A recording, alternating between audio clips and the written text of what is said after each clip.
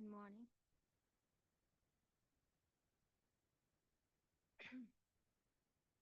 Sri Ramakrishna was talking to captain and the devotees. When some of them from Brahmo Samaj arrived, Sri Ramakrishna said, on account of the ego, one is not able to see God. Keep ripe ego and give up unripe ego. Ego which creates attachment.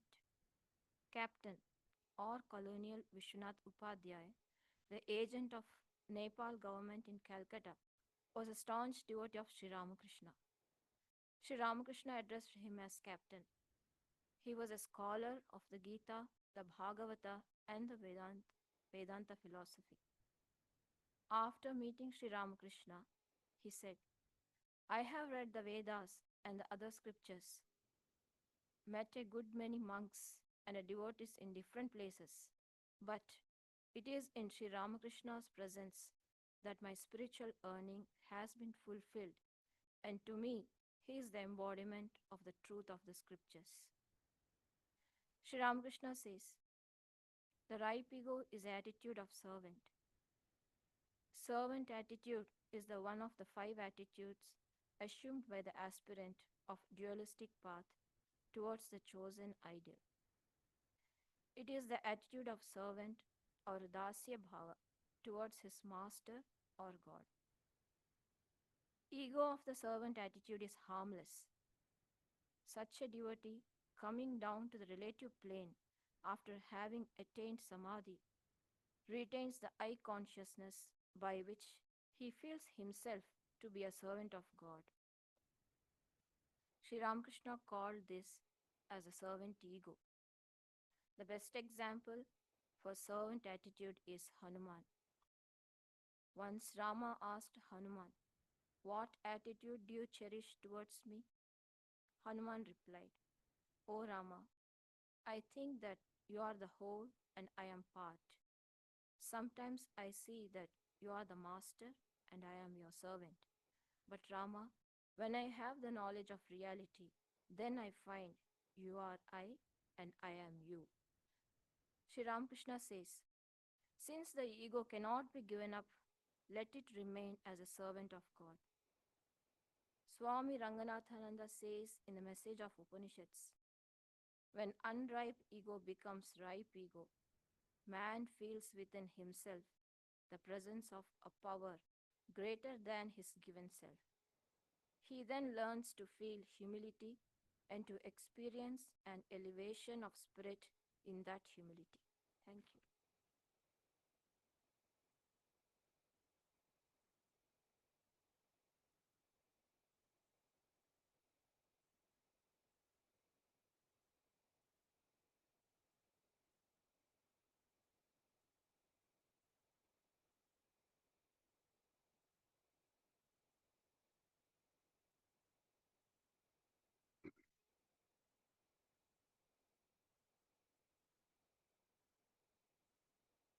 We are continuing chapter 41 of the Gospel.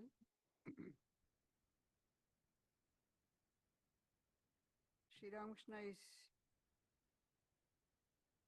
the chapter is at Ram's house. But I think this is at already in Dakshineshwar. Sri Ramakrishna is telling the devotees, I said to Keshav, you must renounce your ego.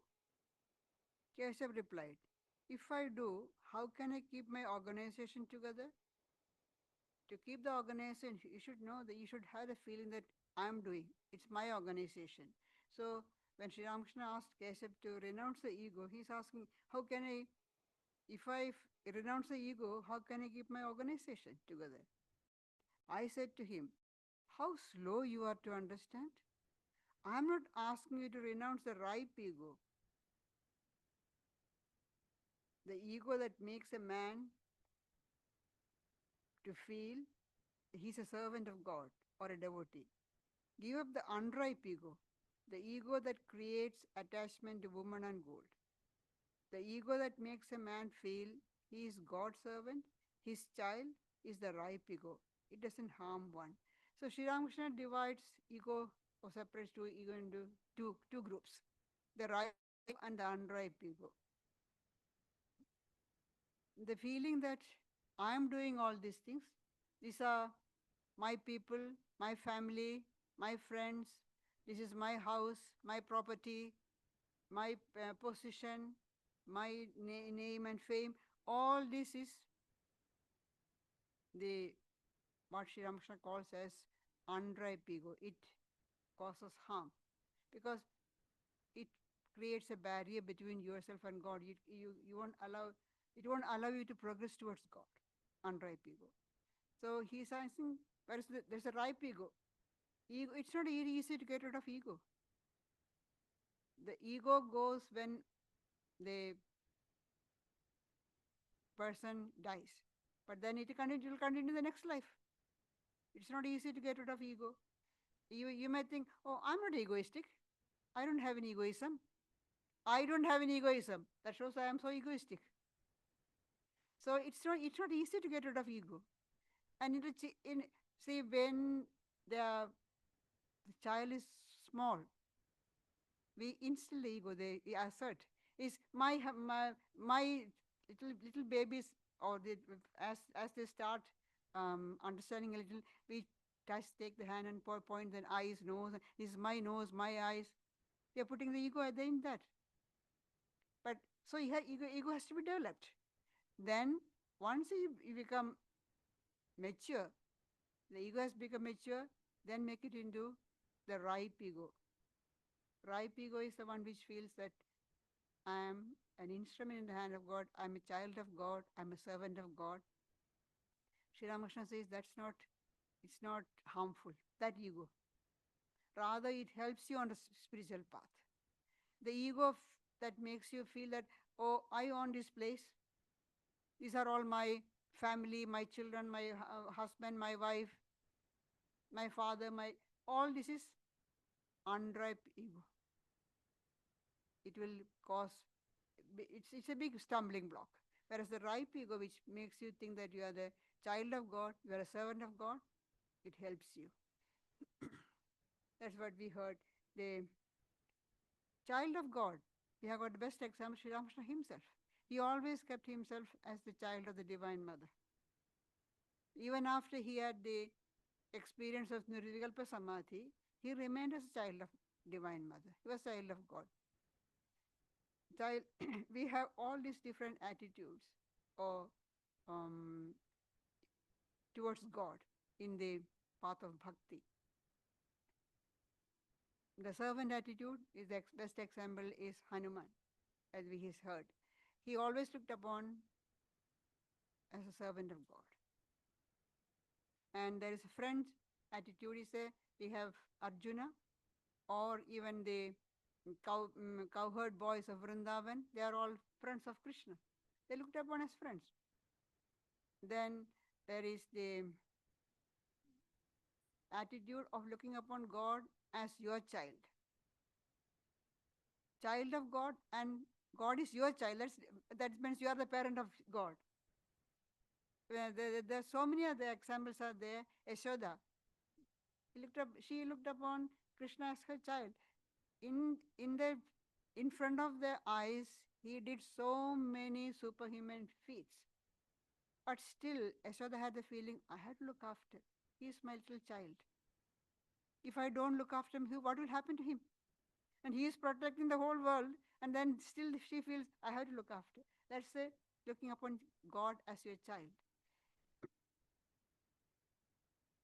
So Sri Ramakrishna says this is called ripe ego. It doesn't harm you. Trilogya. It's very difficult to get rid of the ego. People only think they are free from it. As I said earlier, we think that, oh, I don't have any ego. I've got rid of all the ego. People only think that they are free from ego. It's very hard to get rid of ego. Master. Gauri would not refer to himself as I, lest he should feel egotistic. He would say this instead. Gauri Pandit, a tantric scholar, who was first invited to Dakshineswar Kali temple when Sri Ramakrishna was practicing all the disciplines under Bhairavi Brahmini, and Bhairavi Brahmini wanted to, she had the idea that Sri Ramakrishna is God taken a human form. And she challenged Madhur Babu, the proprietor, to make a meeting of all the great scholars so that she can prove to them, quoting the scriptures. So Madhur Babu organized twice. Gauri Pandit is one of the Tantra scholars. He could not come for the first time meeting, so he came later. So that's why Sri Ramakrishna talks about Gauri Pandit. He would not refer to himself as I, lest he should feel egotistic. He would say this instead. I followed his example and would refer to myself as this instead of I. Instead of saying I have eaten, I would say this has eaten. We can say in the gospel many times she is referring to himself, this place. That means I, myself. But he will say this place or this. Mathur noticed it and said one day, what is this, revered father? Why should you talk that way? Let them talk that way. They have their egotism. You are free from it. You don't have to talk like them. They, ordinary people, they have got egotism. However much they try, so they try every means to get rid of it. Whereas Sri Ramakrishna's ego is completely effaced and only Divine Mother remained. There was nothing else. Sometimes he himself says, there is nothing inside but Mother. One day he asked he asked Yam, the recorder, how much ego do I have? So as though he has to find out from Yam. Yam says, you have kept a little ego for the good of the world. To do good to humanity, you have kept a little ego. Then Sri Ramakrishna said, no, I have not kept. Mother has kept. Mother has kept a little ego to do good to humanity. So whatever actions he performed, whatever he said, whatever he did, everything was for the good of man, good of humanity, nothing for himself.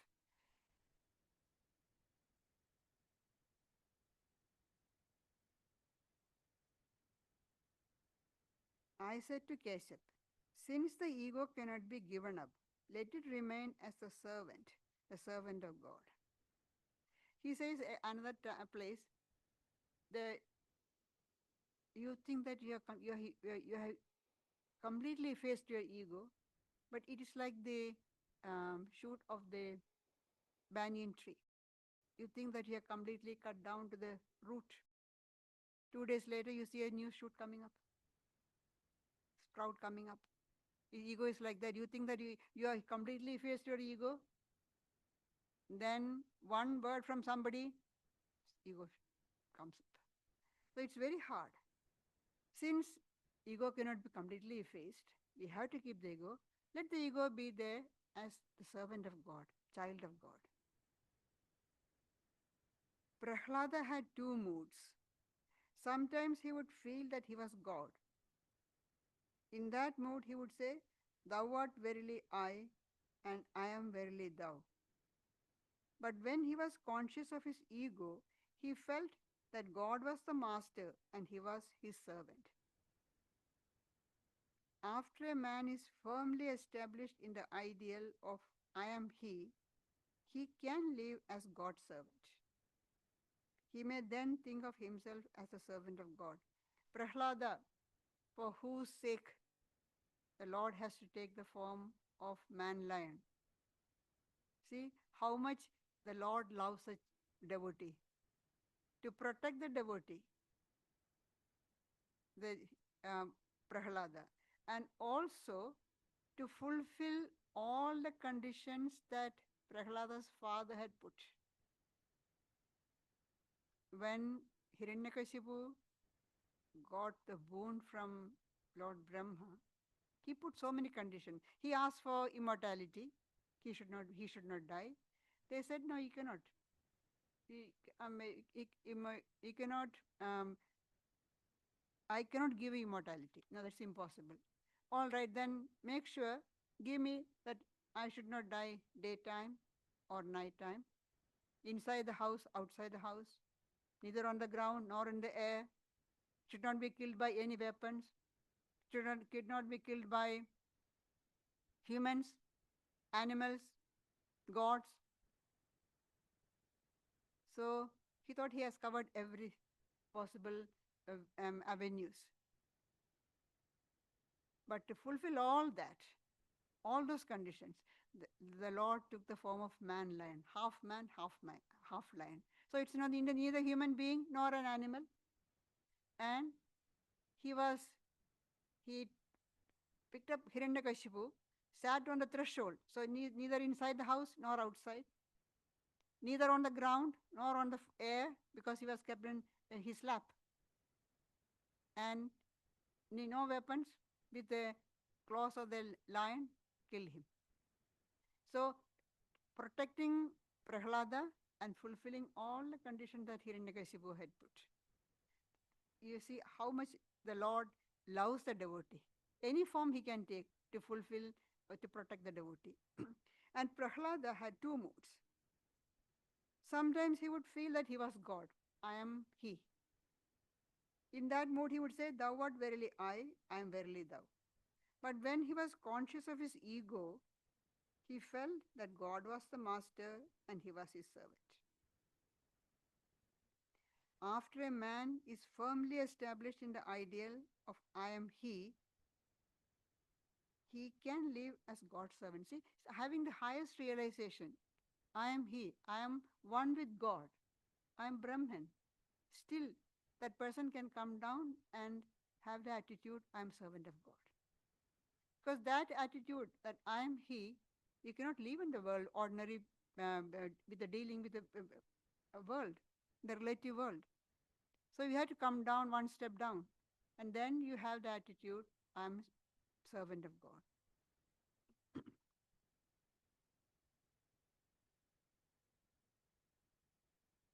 When a man attains knowledge of Brahman, he shows certain characteristics.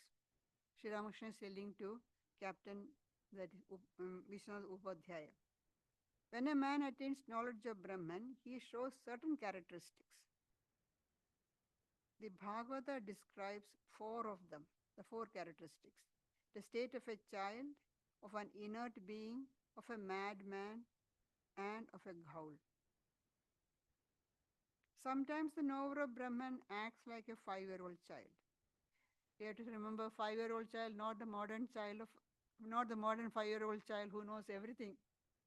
No, this is the olden time, which was completely innocent, didn't know anything. Everything was wonder. Sri Ramakrishna speaks, when he says about this knower of Brahman is like a 5-year-old child, he gives the example of his nephew Shivaram. He says, one day he was in Kamarpukur, in his village. It's pouring rain.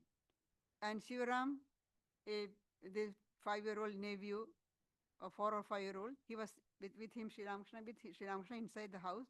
And this lightning is coming. And he was saying, hey, they are striking the match again. It's wonder, everything is wonder. And then he is trying to catch grasshopper. The leaves are rustling. And the child is telling the leaves, hey, don't move, I want to catch the grasshopper. Because as far as the child is concerned, the leaves are conscious beings. So telling them, don't move, don't make any sound, I want to catch the grasshopper. So Sri Ramakrishna is saying, a knower of Brahman behaves like a 5-year-old child. Sometimes he acts like a madman. Sometimes he remains like an inert thing, like a madman. He says, after the opening of the consecration of the Kali temple, one day a man came. He looked completely a madman. To all appearance, he was a madman.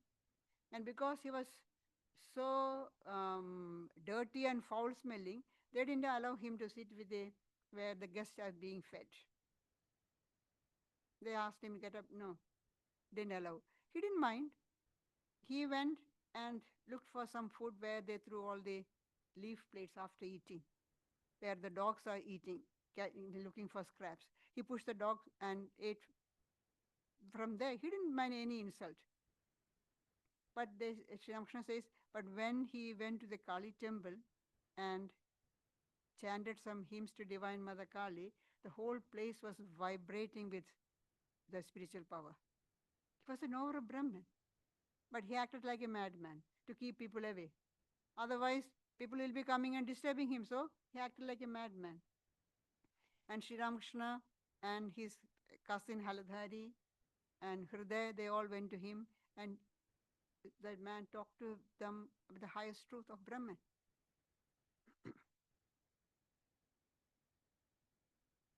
Sometimes he remains like inert thing.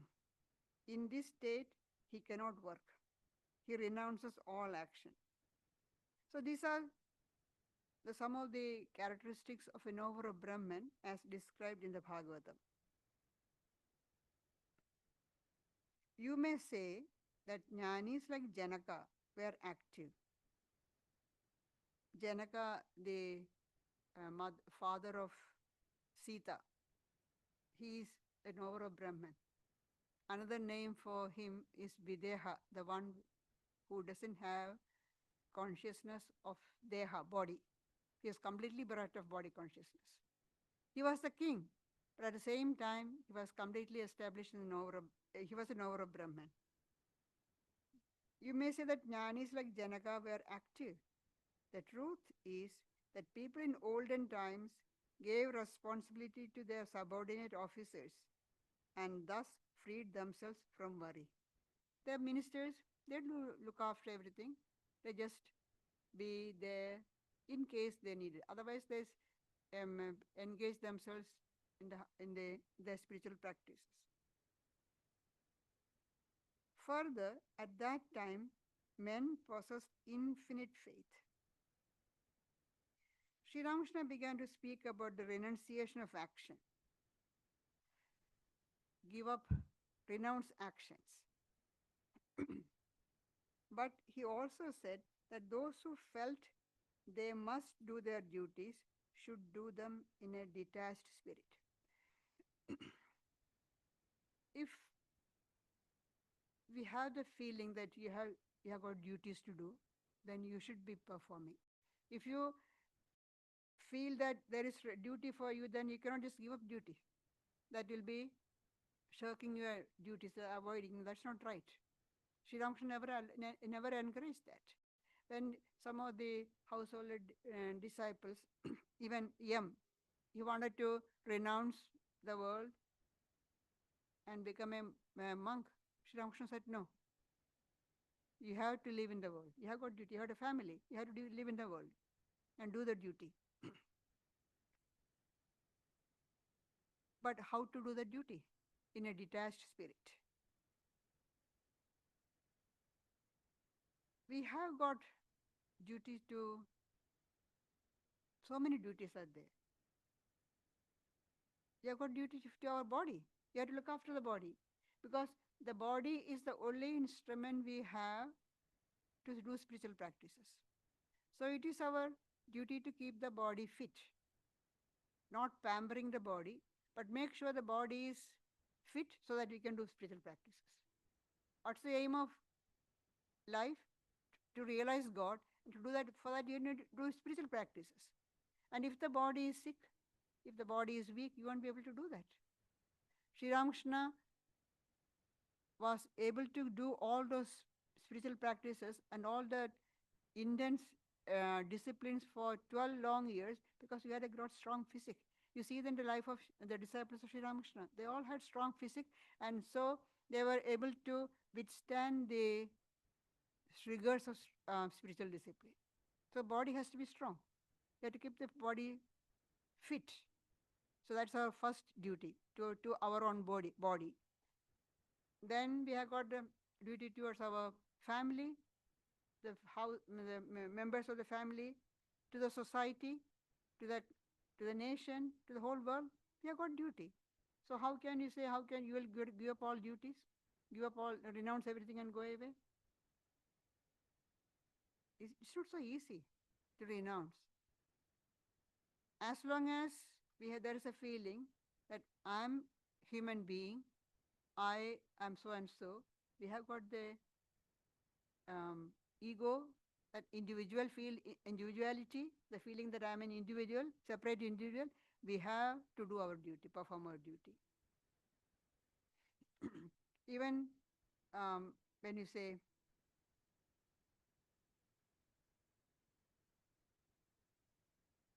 the duty is completely or removed, we can say completely wiped out when we don't have the feeling that I'm a separate individual. Till then we have got duty. What about those people who are taken to monastic life? Don't they have duty? They have got duty because they feel they are individuals. There's an incident in the life of Swami Sharadananda. Swami Bhuteshananda refers to it many times because he was there when it happened. They were all sitting with Swami Sharadananda, who was the general secretary of the mutt. And a young person came and said, I want to renounce the world. And Swami looked at him and may have found that he is not a suitable candidate. He said, you want to renounce the world. So easy. I haven't been able to renounce. Look at me, how much clothes I have got. It was winter and Swami is suffering from rheumatism. So he had a lot of clothes. And he said, look at me, I have not been able to renounce. And then he says, when I was young, with one piece of cloth, I went up all the way to Himalayas. But now look how much clothes I have got. You see, and I haven't been able to renounce. And you want to renounce?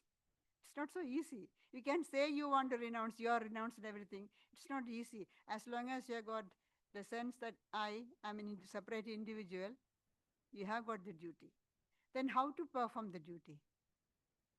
In a detached way, without being attached to that.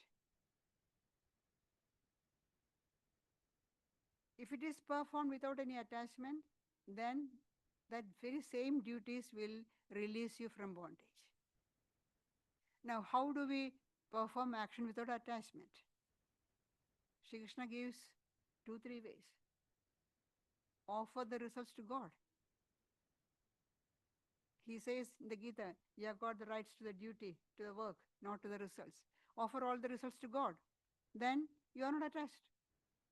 Or you have the feeling that you are a servant of God. Being a servant, you don't have the rights to the results because the results are masters. Whoever is the master. Or you are the instrument in the hand of God. Then also there is no attachment to the results. This is the way to perform the duties. We have to perform all the duties. Everybody has got duties to perform. So how to perform? Without attachment. And in the Gita, Shri Krishna says in the 12th chapter, by doing actions for my sake, you shall attain perfection. It is one of the paths, the Karma Yoga, path of action to reach God.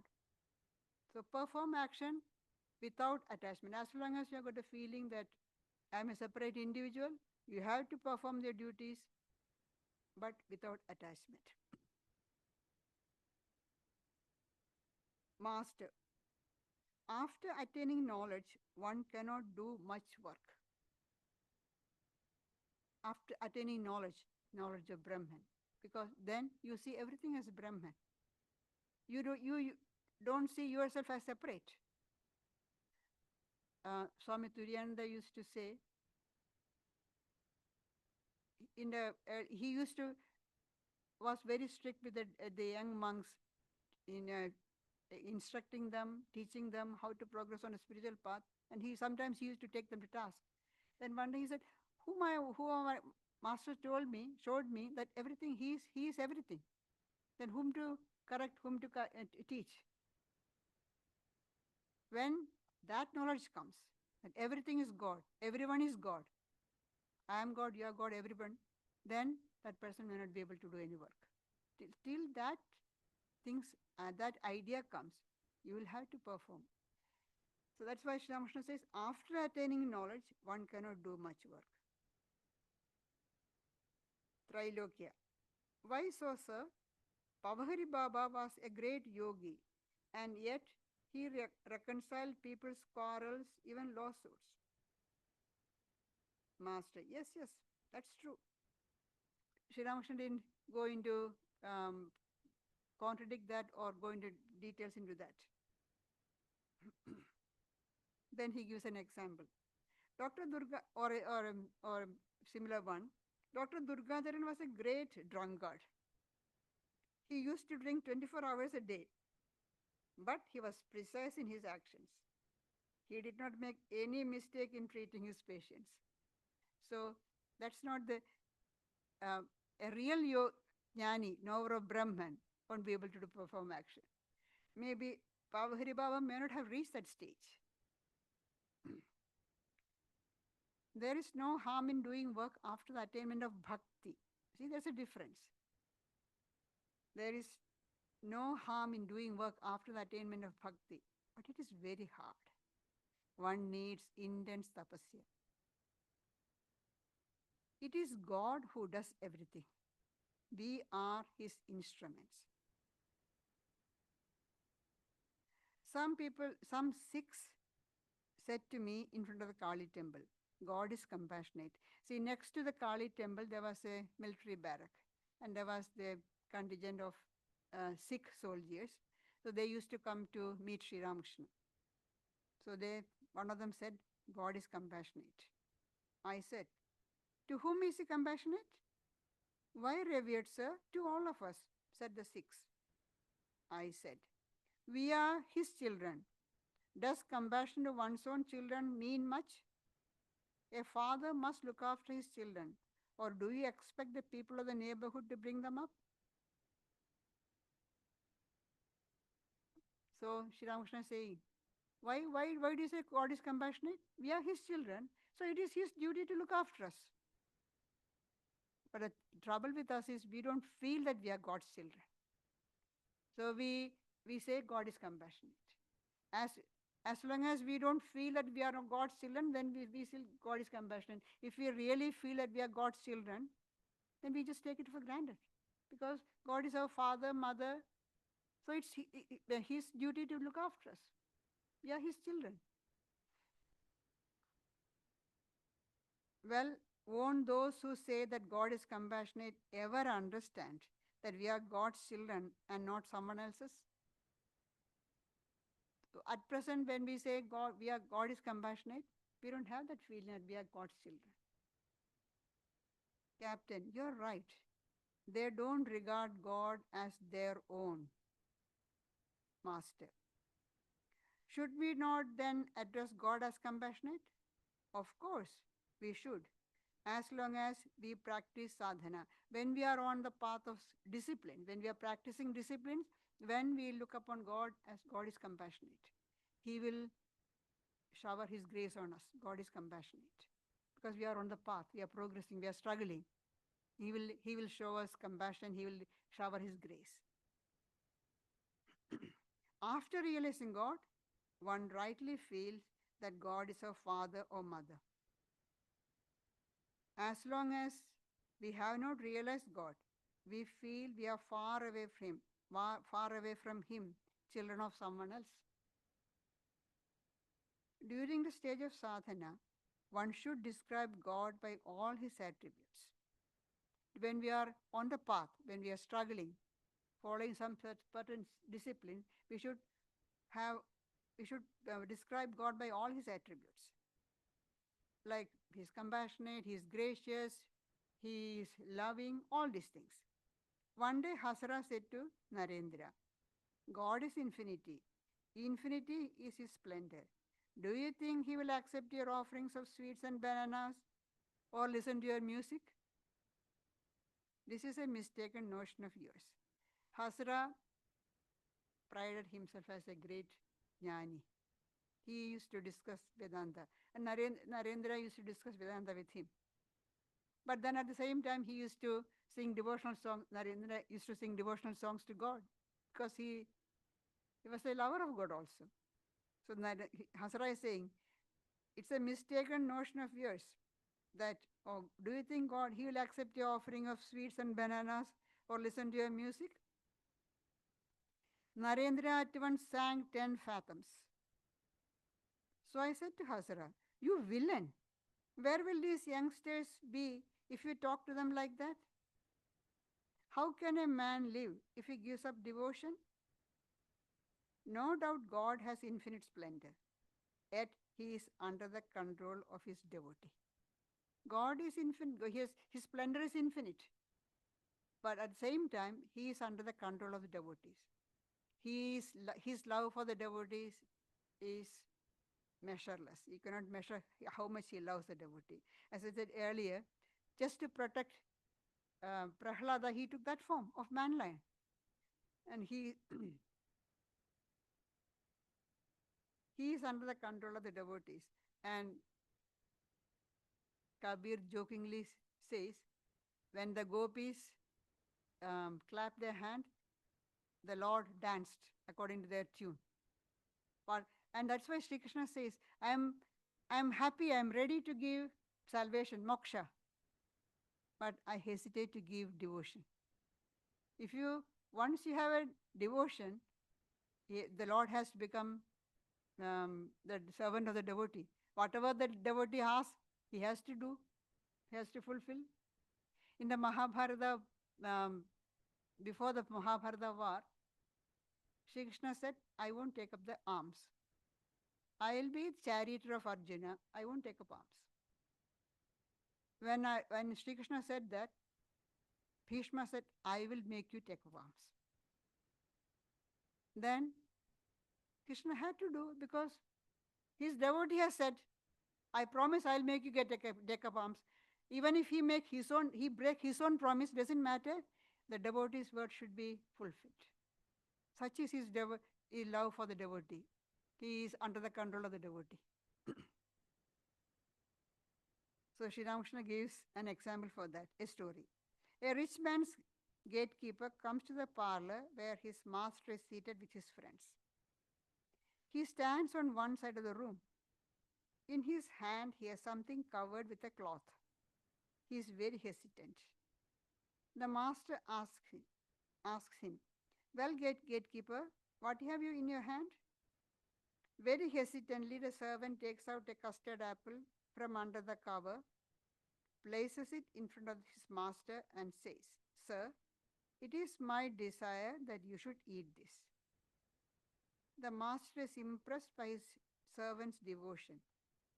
With great love, he takes the fruit in his hand and says, this is a very nice custard apple. Where did you pick it? You must have taken a great deal of trouble to get it. It's not that the rich man cannot get it, but he is appreciating the love and consideration of the gatekeeper. God is under the control of his devotees. King Duryodhana was very attentive to Krishna and said to him, please have your meal here. Before the war, they were trying to avoid the war. And as a last resort, Krishna said, I will go to the Kauravas and plead, we don't want to have war, because war means a total destruction, massacre. We don't want that. To avoid the last bit, he wanted to. So he went as the messenger of peace. Duryodhana, the king or crown prince, literally, officially he's the crown prince, but he was the ruler. He was deciding everything. Dhritarashtra was just obeying whatever Duryodhana wanted to. So he invited Krishna to have the meal there.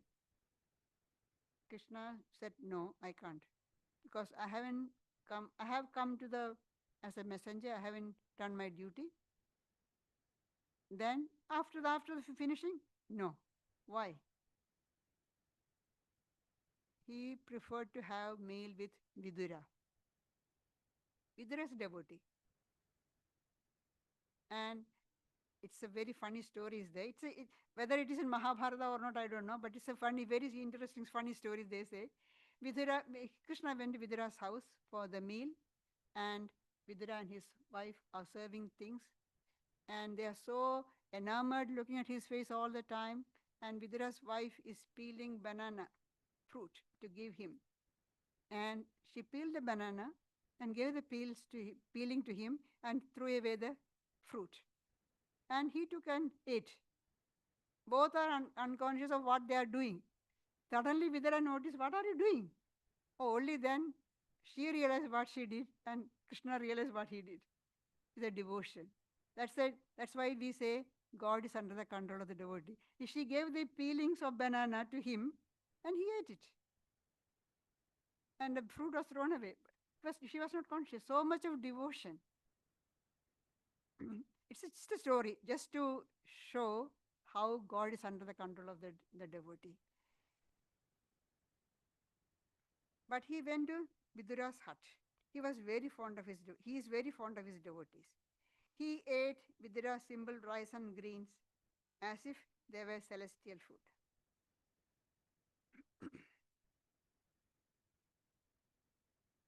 A man cannot renounce action as long as he has desire for worldly enjoyment. As long as one cherishes a desire for enjoyment, one performs action. Any desire, we have to perform action.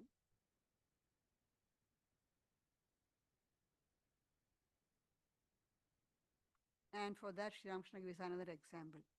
A bird sat absent-mindedly on the mast of a ship, anchored in the Ganges. Slowly the ship sailed out into the ocean.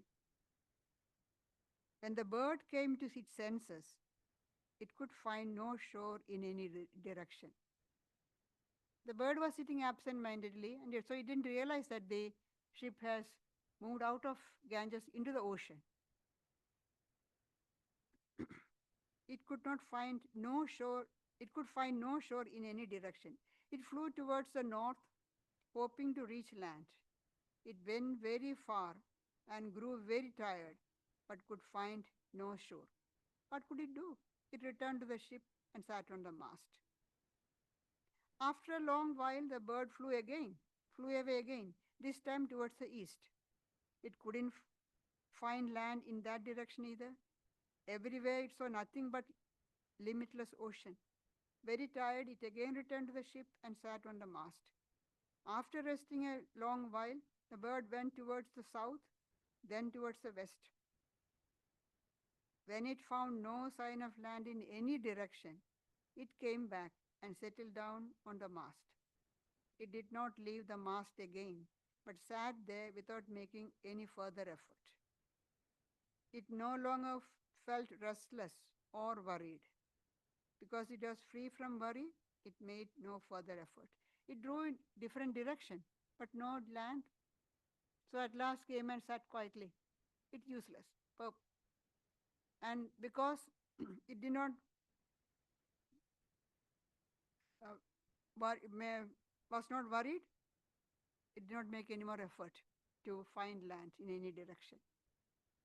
So Sri Ramakrishna is saying, as long as you have desire, you will be working, you will be performing action. When there is no more, you are free from desire, no more worry, you won't be performing any more action. Captain, what an illustration. Master, worldly people wander about to the four quarters of the earth for sake of happiness. They don't find it anywhere. They only become tired and weary. That's what we all do. We seek for happiness. We do all sorts of things, different things, search everywhere, do everything, searching for happiness, but don't find happiness anywhere. When through their attachment to woman and gold, they only suffer misery, they feel an urge towards dispassion and renunciation. When through the attachment, they suffer, perform all action because of the attachment. And then what's the result of all this action? suffer misery.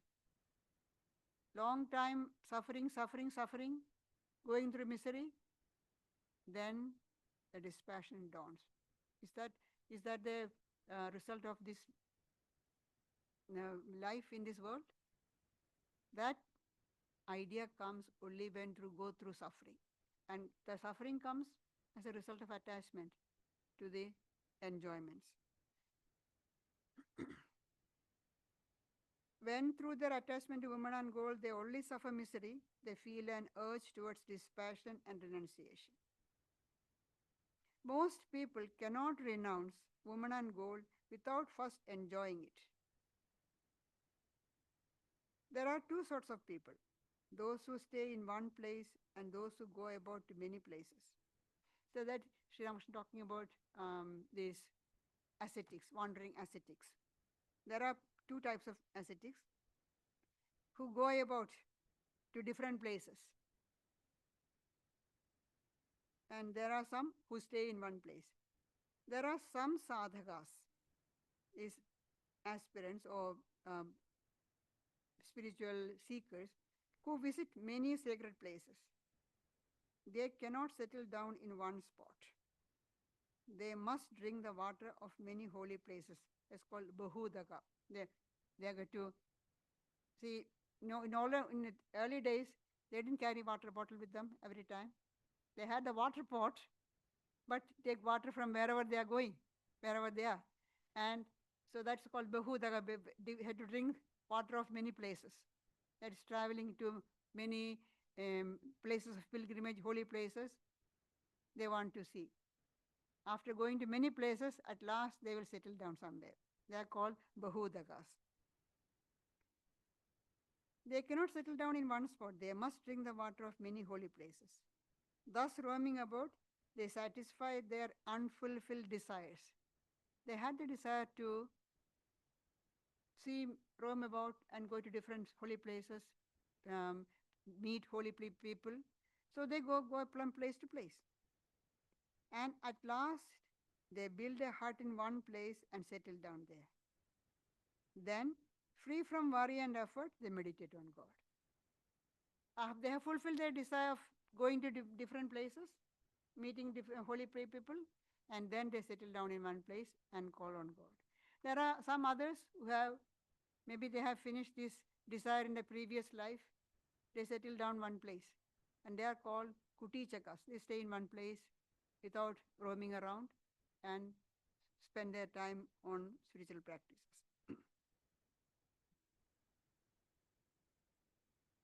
But what is there to enjoy in the world? Woman and gold?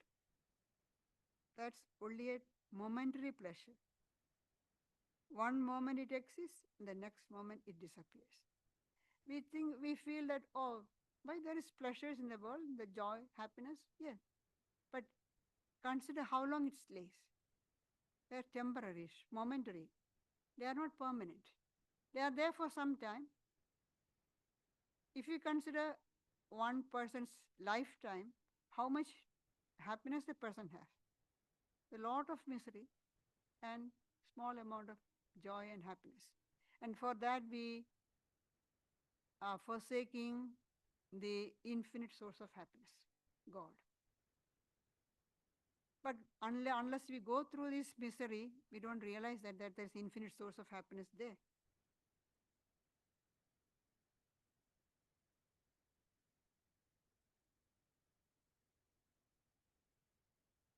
There is mostly suffering in the world. Some people ask me, sir, why has God created such a world? Is there no way out for us?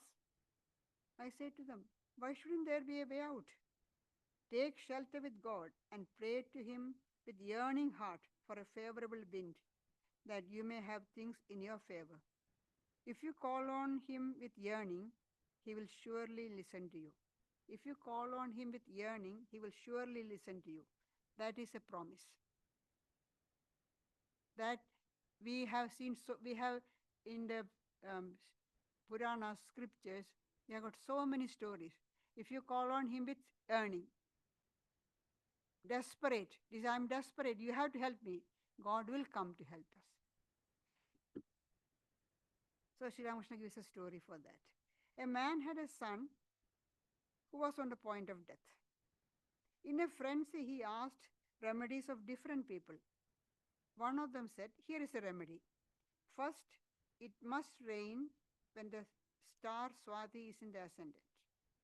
Then some of the rain must fall into a skull. Then a frog must come there to drink the water, and a snake must chase it.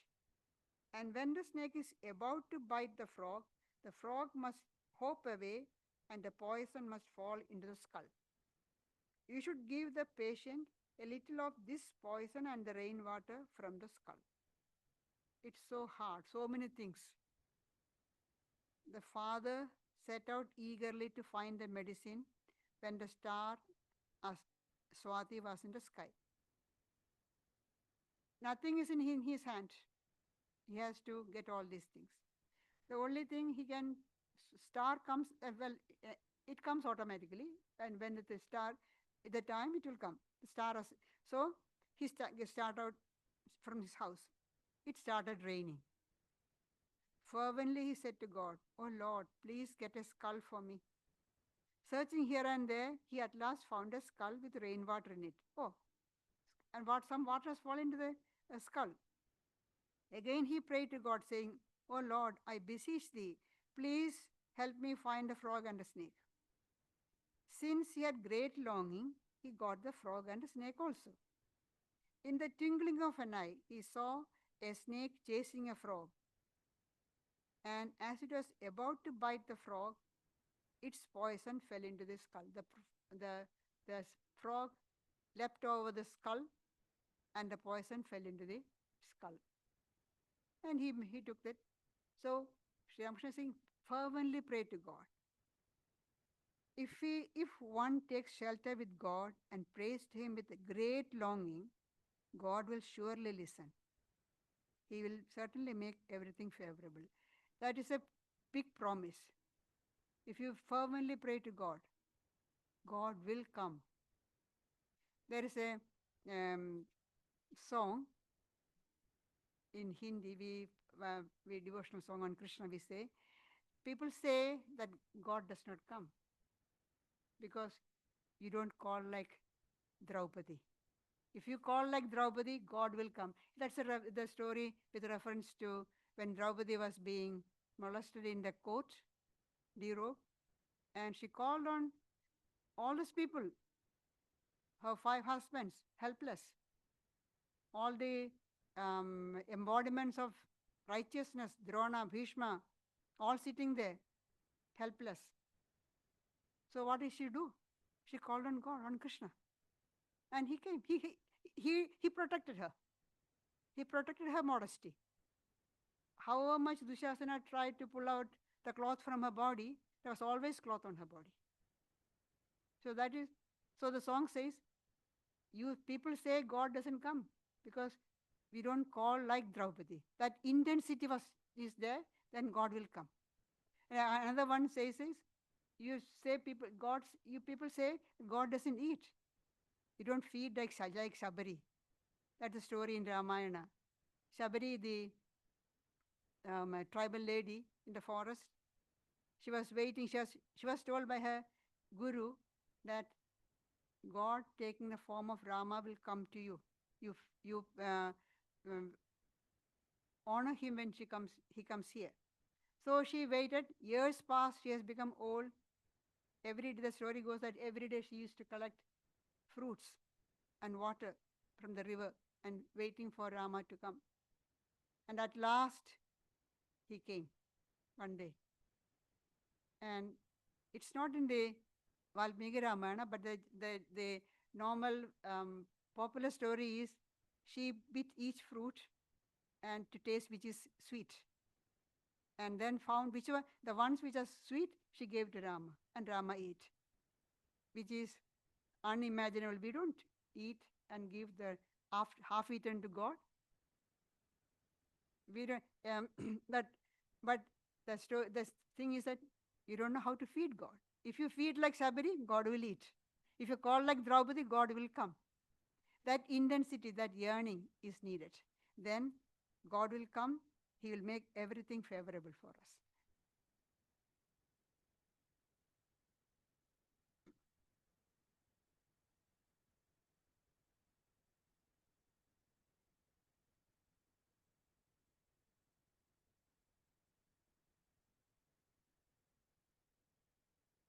We have the yoga class coming up this Thursday.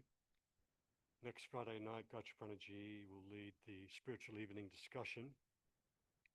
Next Sunday, Gayatriprana will be speaking on the topic meditation, the door to freedom. And also next Sunday evening, there'll be the monthly Gita class by Microsoft Teams. That's led, conducted by, once again by Gayatriprana. Today, please note for members, we have the AGM.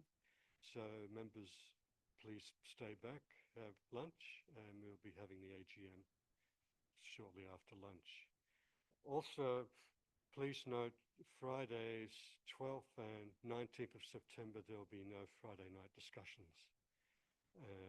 But Sunday talks will be there as usual, and yoga classes will be there. So now we'll conclude with a guided meditation. I'll just set up for that, give me a few moments.